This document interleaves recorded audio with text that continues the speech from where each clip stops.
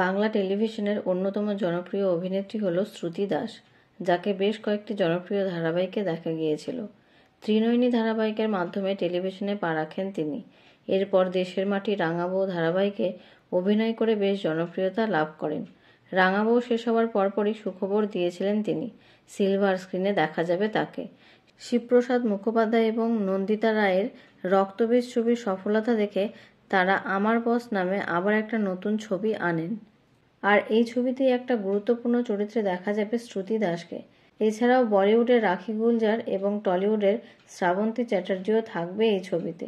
জানুয়ারি মাসে শেষ হয়েছে এই ছবির কাজ, তবে শোনা যাচ্ছে যে ডিসেম্বর মাসে মুক্তি পাবে শ্রুতি দাস এবং শ্রাবন্তী চ্যাটার্জির অভিনীত আমার বস ছবি। শ্রুতি দাসকে প্রথমবারের মতো বড় পর্দায় দেখে আপনারা কতটা খুশি তা অবশ্যই কমেন্ট করে জানাবেন।